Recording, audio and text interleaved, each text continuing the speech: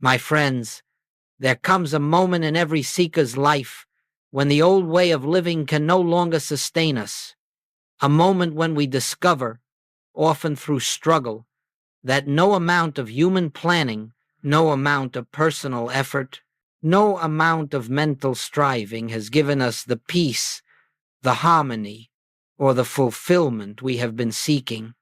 And so we arrive here, not by accident, not by chance, but by an inner impulse, an impulse of the Spirit itself drawing us to a deeper truth. You see, the great turning point of the spiritual life is not the moment we decide to become better people, nor the moment we adopt new practices, nor even the moment we dedicate ourselves to prayer. The true turning point comes when we awaken to the startling realization that we have been trying to live life through a self that was never equipped to live it. The personal sense of self, that little me that worries, fears, plans, controls, has tried to carry the entire burden of existence upon its shoulders. And because it is limited, because it is finite, because it was never the source of life, it has inevitably come to exhaustion. Now, I want you to hear this clearly, because the world has missed it. The spiritual path does not begin when you try harder. It begins when you can no longer continue as you have been. It begins when you realize that there is a presence within you that has been waiting patiently, silently, lovingly, for you to step aside, a presence that does not need your strength, that does not require your intelligence, that does not depend upon your human understanding, a presence that is the very life of God, the very life of Christ, expressing itself as your consciousness. And so in our time together, we are going to explore what actually happens deep within the chambers of your being when you finally allow this presence to take its rightful place. When you cease living from the personal mind and begin living from the Christ mind, when you stop striving to make life work and begin resting in the life that already is, not theory, not philosophy, but the actual experience of the divine living, its life as you. If you can receive this, if you can hear it, not with the intellect, but with that inner listening that responds to truth, something will begin to shift even now. For when truth is spoken, the Christ within each of us recognizes itself, and in that recognition, transformation begins. Now, let us move deeper into this principle. For before we can understand what it means to let Christ live our life, we must first see clearly what has been living our life until now. And this, perhaps more than anything else, is the great stumbling block in spiritual realization, our unexamined identification with a self that is not the self. From early childhood, we are conditioned to believe that we are a separate being, an isolated mind, a vulnerable body, a personal identity struggling to survive in a threatening world. We learn to say, I must do this, I must achieve that, I must protect myself, I must make my life work.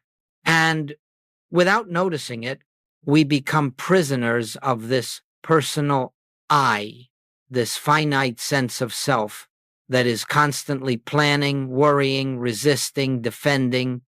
But the personal self is not your true identity. It is not the Christ. It is not the divine. It is not the presence that Jesus spoke of when he said, I and the Father are one. It is in truth a mental image, an accumulation of beliefs, memories, fears, and reactions. It has no spiritual substance. It has no divine authority. It has no reality in the kingdom of God. And yet, this is the self we have been living from. This is the self we ask to solve our problems. This is the self we expect to guide us. protect us, heal us, and supply us. And then we wonder why life feels heavy, why fear clings to us, why peace eludes us. We wonder why our prayers seem unanswered, why our spiritual efforts bear so little fruit. The answer is astonishingly simple. We have been attempting to live life through a self that is not alive in God. The separate self has no access to the infinite because it is built upon the belief in separation. The personal mind cannot touch the divine because it is formed out of the very belief that the divine is somewhere else. So listen carefully. All fear arises from the illusion of separation. All lack arises from the illusion of separation. All sickness, all anxiety, all striving arise from the illusion of separation. When you believe yourself to be a separate entity, living by your own power, sustained by your own strength, you place yourself outside the kingdom of God, not in truth, but in your own perception. And from that moment on, life becomes a struggle, because the self you are living from is disconnected from the source of life. But the miracle is this: the separate self is not something you must conquer or improve. It is something you need only see through. The moment you recognize its unreality, its power dissolves. The moment you perceive that it is not the one living your life, it falls away like a shadow disappearing before the sun. And in that instant, a new awareness begins to dawn, an awareness not born of effort, but of revelation. There is another self within you, a self that is whole, complete, infinite, untouched by human limitation, a self that is not separate from God, because it is the activity of God itself. This is the Christ. This is the one true self. This is the life that is waiting to live as you. And so now, having looked upon the nature of the personal self, we must turn to the reality that has always been present behind it, the reality the world has called Christ, though the world has seldom understood what that word truly means. If we are to let Christ live our life, we must know what Christ is, not intellectually, not theologically, but as inner recognition. In the infinite way, when we speak of Christ, we are not speaking of a person. We are not referring to a historical figure. Though such a figure may have embodied the principle, we are speaking of the divine presence that is the true identity of every individual on earth. The Christ is the light of God expressing itself as your consciousness.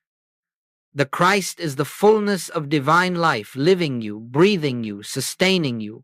The Christ is the truth of your being, unborn, undying, untouched by human circumstance. It may help to see it this way. Just as the sun shines whether the clouds appear or not, so the Christ shines as the essence of your being, whether the personal self recognizes it or not. When the clouds thicken, clouds of fear, guilt, self-judgment, or worldly belief, the light seems hidden, but the Christ remains just as radiant, just as present, just as whole. You have never lived a moment without it. You have never taken a breath apart from it. The Christ is not something you acquire. It is something you discover. Now, hear this with the inner ear. Christ consciousness is not a higher level of your personal mind. Christ consciousness is the absence of your personal mind. It is the state in which the personal I, with all its fears, ambitions, doubts, and demands, grows quiet, and the divine I begins to reveal itself. Christ consciousness is the recognition that the life you have been calling your life is not yours at all, but God's life expressing itself as your individuality. It is the dawning realization that you are not a human being seeking God. You are God appearing as a human being, momentarily unaware of your origin. And the moment awareness returns, the moment you touch even a whisper of this truth, something shifts. You begin to sense a presence within you that is not limited, not frightened, not striving. This presence does not reason. It does not fear. It does not struggle. It does not pray to God, for it is the activity of God. It does not seek supply, for it is the outflow of infinite supply. It does not heal, for it is the wholeness that reveals the unreality of disease. When you touch this presence, even briefly, life begins to reorient itself.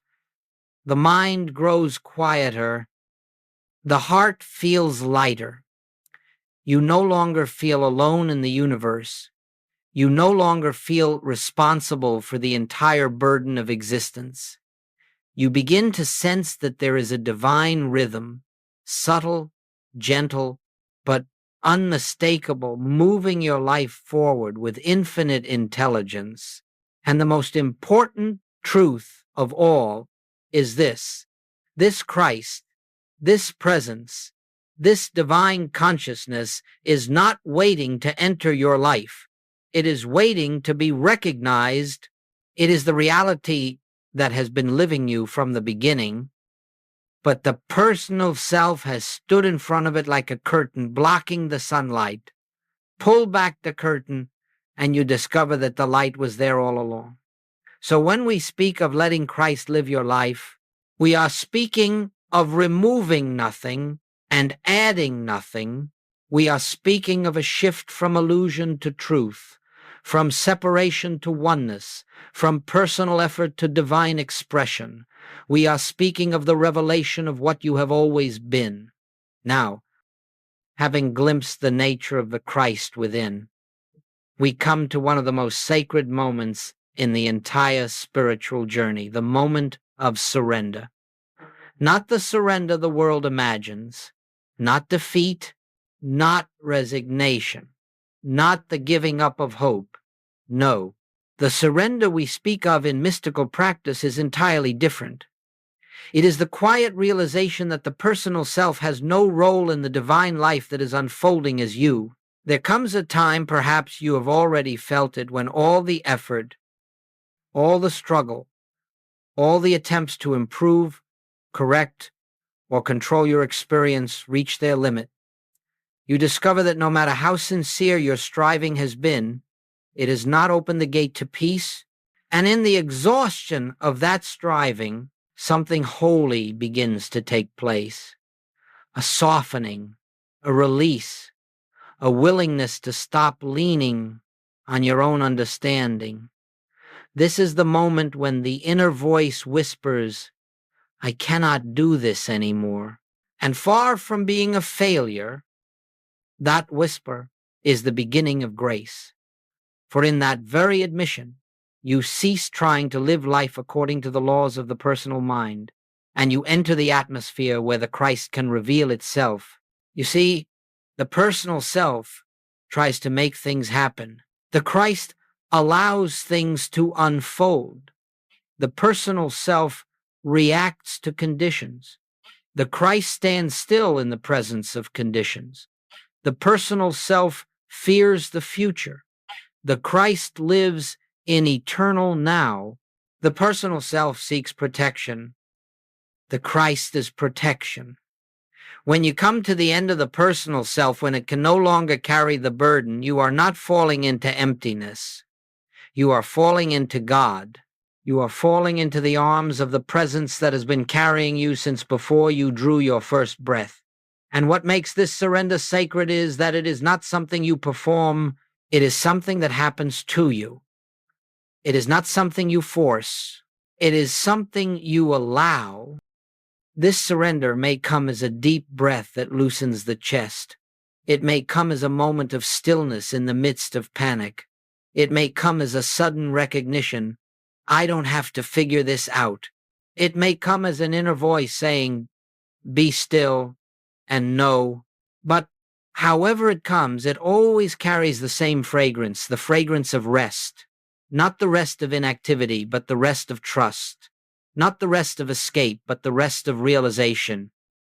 The rest that comes when the false sense of self yields and the true self begins to shine through. And let us understand this clearly. Christ does not enter your life because you surrender. Christ is revealed because surrender removes the veil. Christ has been living your life all along, but the personal sense of self has been pretending otherwise.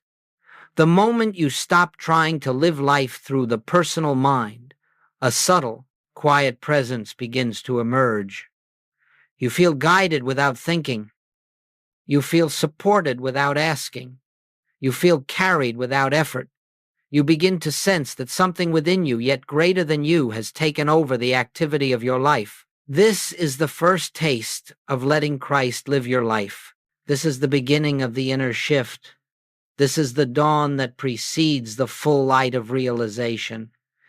And now, my friends, we enter the sacred territory where the spiritual life ceases to be theory and becomes experience. For when the personal sense of self grows quiet, when the mind relaxes its desperate grip upon life, something begins to take place within you, something subtle, yet unmistakably real. It is the dawning of a new state of consciousness, the emergence of the Christ that has always been the truth of your being. This shift does not announce itself with fanfare. It does not come with lightning or excitement. It comes gently, so gently that the personal mind almost misses it. In fact, it is often recognized only in hindsight, when you look back and realize that something in you has changed, though nothing external seemed to bring about that change.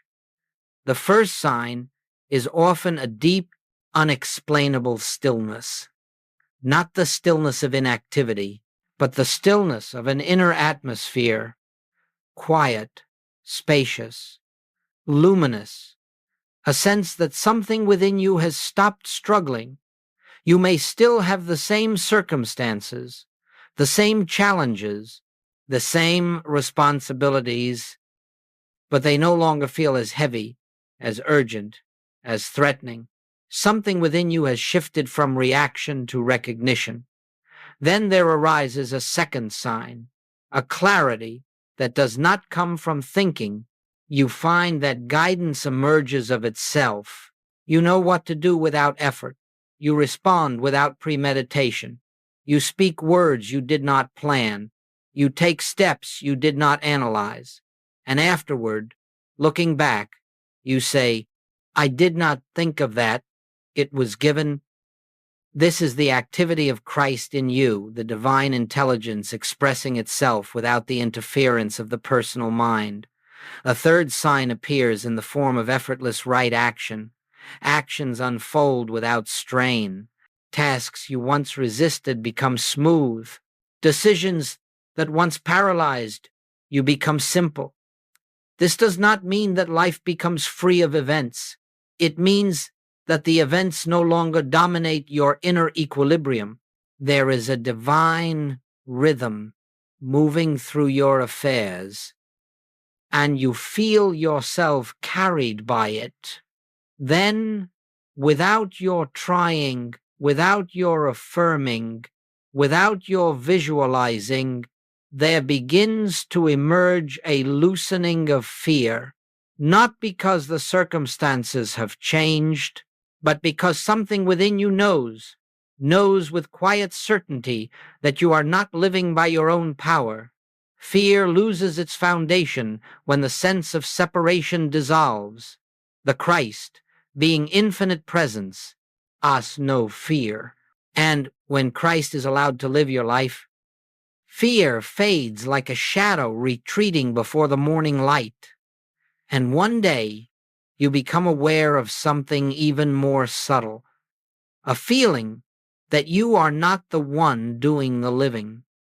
You are watching life unfold, watching the actions take place, watching the words form, watching the path open before you.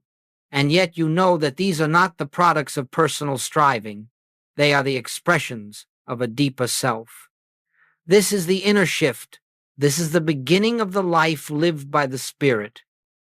This is what takes place when the Christ begins to assume its rightful place as the life, the mind, the activity of your being. You do not make this shift happen. You do not earn it. You do not control it. It arises naturally. The moment the personal I steps aside even slightly, the Christ that has always been present begins to show itself first gently, then steadily, then undeniably. And with each moment of recognition, the old identity grows weaker and the new identity grows clearer. This is the beginning of a life that is no longer lived for God, but from God, not for the purpose of gaining good, but as the expression of good, not as an effort to solve life, but as the revelation that life is already solved in God. Now, it is one thing to taste this inner shift in moments of meditation, in periods of stillness, in quiet hours when the world recedes. But what does it mean to live from Christ consciousness? To carry this awareness into the activities, the relationships, the responsibilities, and the challenges that make up daily living. For mysticism, true mysticism, is not an escape from life. It is the discovery of a higher life, revealing itself through your ordinary life, a divine life, expressing through human conditions, a spiritual rhythm moving through the most practical moments of your day. And so we begin by noticing what happens in our relationships. When Christ lives your life, you no longer approach others as personalities, difficult, demanding, flawed, or admirable. Instead, you begin to sense that each one you meet is an appearance of the same divine presence that lives as you. You may still see their behavior. You may still notice their words, but you are no longer reacting to those surface elements. You are responding from a center of recognition, and in that recognition, the Christ in you beholds the Christ in them. This does not mean you condone unkindness or ignore injustice. It means you no longer meet darkness with darkness, personality with personality, fear with fear. You meet it with presence. You meet it with the awareness that only the Christ is real.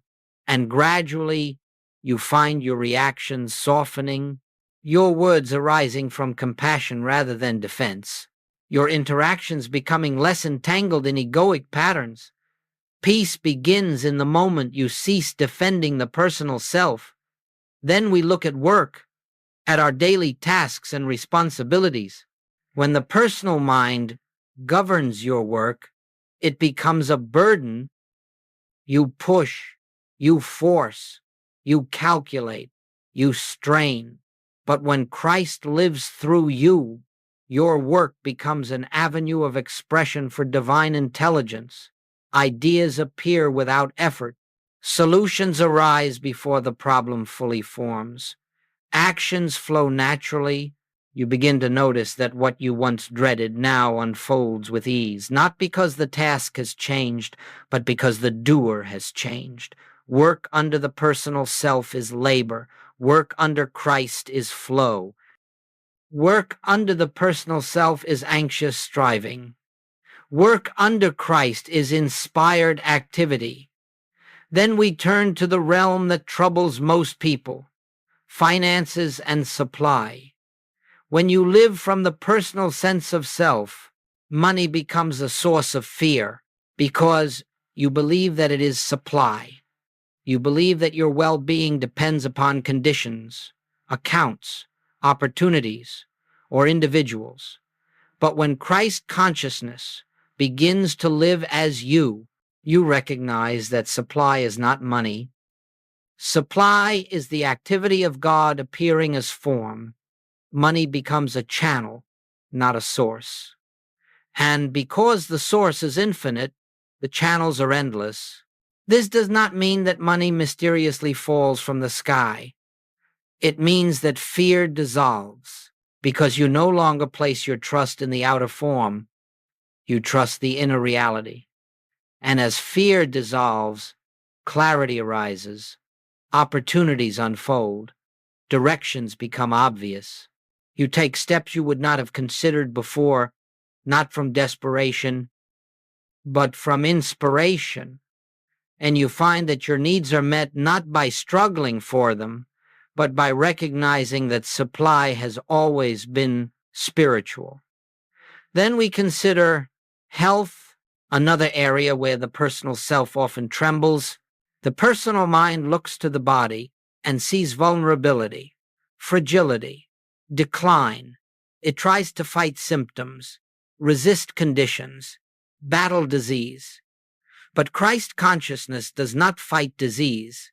It does not oppose the appearance of illness. It simply rests in the truth that divine life is the only life, and that this life, being perfect, cannot express as imperfection. Healing, then, is not the correction of the body.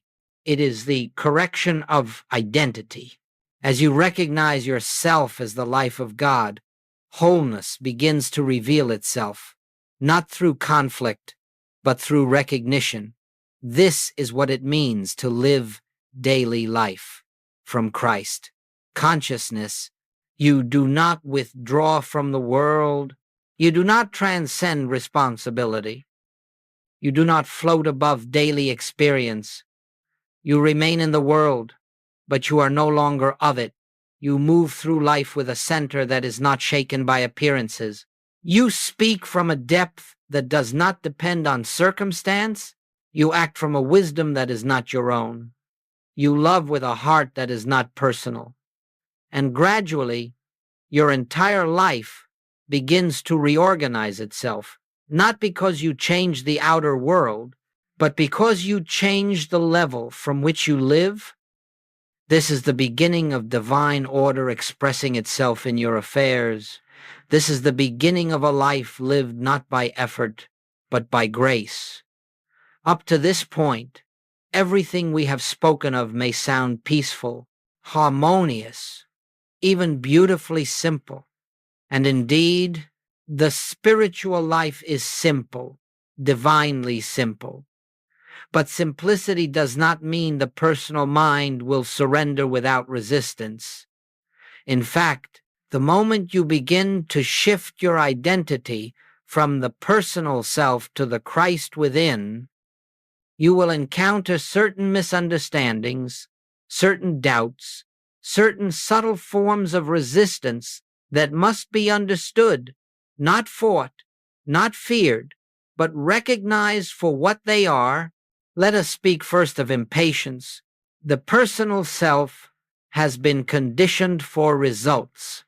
It lives by cause and effect. It measures, it judges, it evaluates progress. And so when you begin to walk the spiritual path, that same tendency quietly enters your practice. You find yourself thinking, I have been seeking the presence for days, weeks. Why has nothing changed yet? But you see, the very question reveals the old consciousness at work. Christ does not come because you practice. Christ is revealed because the personal sense of self relaxes, and that relaxation cannot be hurried. It unfolds according to grace, not impatience. Then there is the desire to use Christ consciousness for personal gain. This is subtle. Perhaps you say, now that I know the truth, I will use it to heal this condition. to attract this supply, to resolve this problem. But the moment you attempt to use the Christ for a personal purpose, you have returned to the personal self, for the Christ has no personal purpose. The Christ is the presence of God, and God does not serve human will. Truth cannot be used. Truth can only be yielded to. So long as you try to make God act, you are still outside of the kingdom of God. Another resistance is doubt, especially when outer appearances seem unchanged.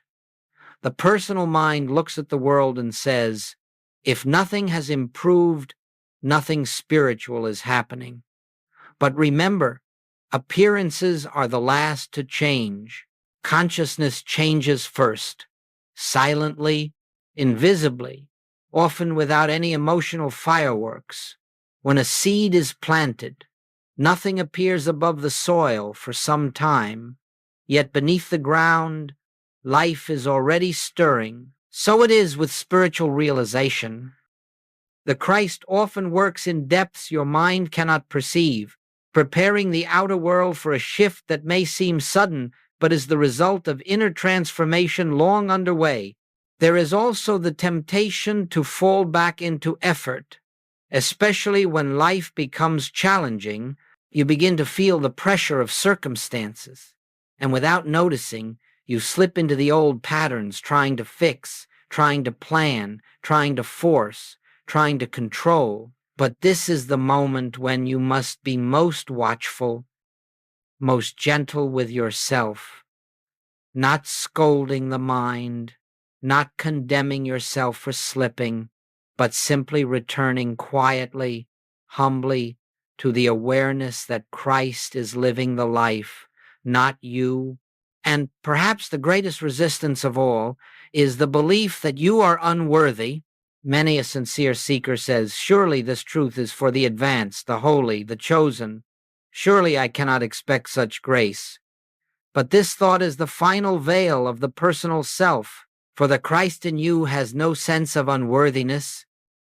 The Christ does not look at your past, your mistakes, your human frailties.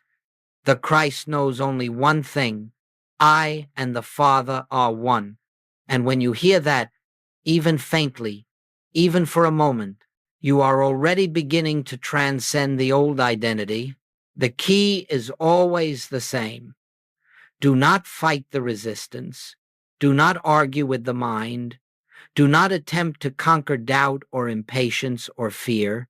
Simply recognize them as movements of the personal self and let them pass, return, gently, and again, to the awareness that there is a presence within you greater than the mind, a presence that does not resist, does not fear, does not demand, a presence that knows how to live your life because it is your life. When resistance arises, it is not a sign of failure. It is the sign that the personal self senses its dissolution and clings to what is familiar, but it cannot endure.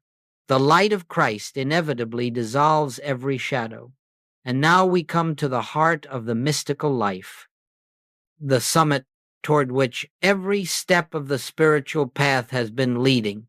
For all the practices, all the recognitions, all the moments of surrender are preparing you for one great realization, the realization expressed in the words, I live, yet not I. Christ liveth my life. These words, spoken by Paul, repeated by mystics across centuries, are not poetry. They are not metaphor. They are the literal description of what takes place when the false sense of self dissolves and the true self begins to shine unobstructed. You see, the personal I is never truly alive. It is a shadow, a concept, a bundle of conditioned thoughts. It cannot live because it has no life in it. But the Christ, the presence of God individualized as you, is life. And when the personal self yields, even for a moment, you begin to experience something astonishing. Life begins to live itself. Actions take place. Words are spoken. Steps are taken. Without the weight of self-consciousness, without the strain of personal will, without the burden of seeking results. The first time this happens, you may not even notice it. Perhaps you find yourself responding with kindness in a moment when the old self would have reacted with irritation. Perhaps you speak words of clarity that surprise even you. Perhaps you take an action that feels effortless, inevitable, guided, and afterward you realize, I did not do that. Something moved through me. That something is not foreign to you. It is your very self, your divine self, finally unobstructed by the noise of the personal mind. As this realization deepens, life begins to reorganize itself. You discover that inspiration comes before thought, guidance arises before planning, harmony appears before effort, and outcomes unfold without anxiety.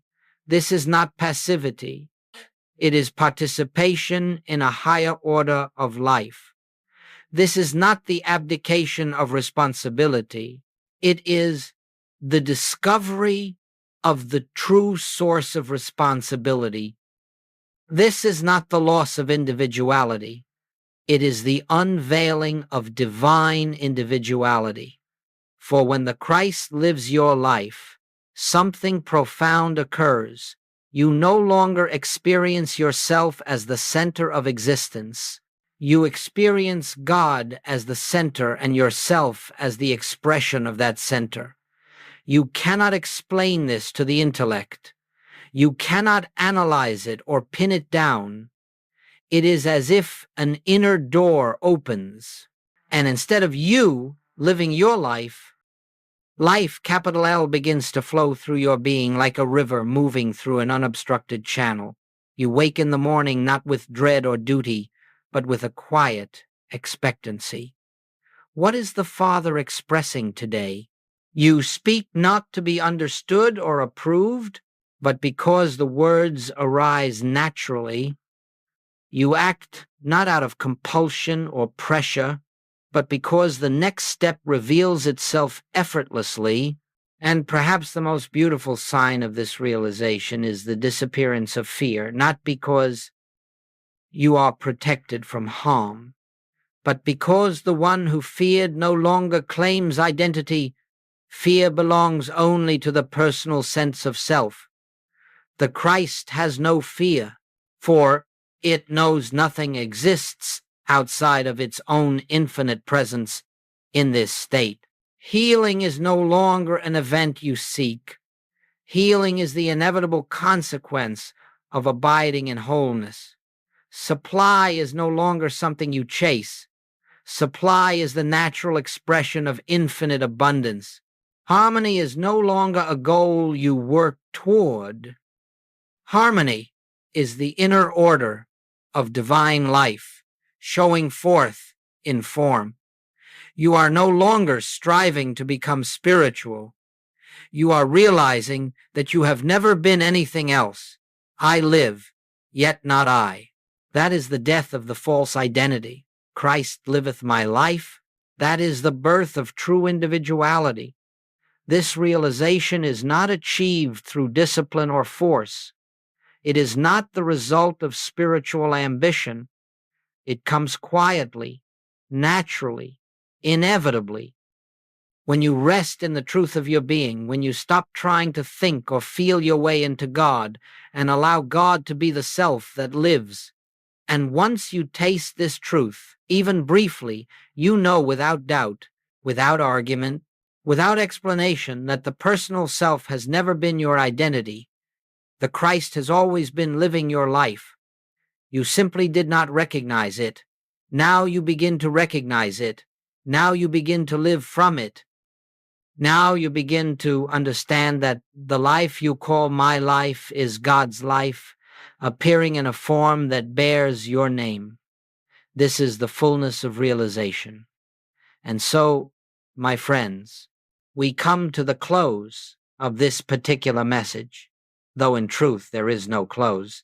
For the spiritual life has no beginning and no ending. It is the continuous unfolding of divine consciousness, the eternal revelation of the Christ within. What we have spoken of today is not something to be remembered, nor something to be practiced as a human being attempts a technique. It is something to be recognized quietly, gently, faithfully, in the depths of your own being. Everything you have ever sought, peace, supply, harmony, health, purpose, has been hidden only by one illusion, the belief that you were the one living your life. When that belief dissolves, even a little, the presence takes its rightful place, not as an addition to your life, not as a helper alongside your efforts, but as the very life itself. The Christ is not someone you invite. It is the reality you uncover. If there is one practice I would leave you with, it is simply this. Before you begin your day, before you check your phone, before you consider your tasks or responsibilities, take a moment, just a moment, and turn within, not to think something, not to repeat something, simply to acknowledge, Father, you are the life that is living me. Or if those words resonate differently for you, Christ is the only self I am. This recognition does not need force. It does not need belief. It requires only sincerity. One sincere moment of recognition carries more transformative power than hours of mechanical meditation. For when you acknowledge the presence, even briefly, you loosen the grip of the personal sense of self. You create an opening through which the Christ expresses itself more freely throughout the day. Return again and again, not as a discipline, but as a remembering, a brief pause, a quiet breath, a gentle inward turning, just enough to recall that you are not the doer, not the thinker, not the one upholding your existence. You are the instrument through which the divine is expressing its infinite activity, and in time, without your effort, without your will, without your strain, you will discover that life has become different, not because circumstances have dramatically changed, but because you have changed. Your center has shifted from the personal to the universal. The false I has grown quieter. The true I, the Christ, has begun to take its rightful place. This is the grace of the spiritual path. This is the fruit of recognition, not the remaking of your life, but the revelation of your life as it truly is, God in expression, God as your consciousness, God as your being. May you come to see that the kingdom you have been seeking is already within you. May you feel the presence going before you, making the crooked places straight. May you rest in the assurance that the life you call mine is the infinite life of God, and may the Christ, the living presence within you, reveal itself more fully each day until you can say with complete inner certainty, I live, yet not I, Christ liveth my life.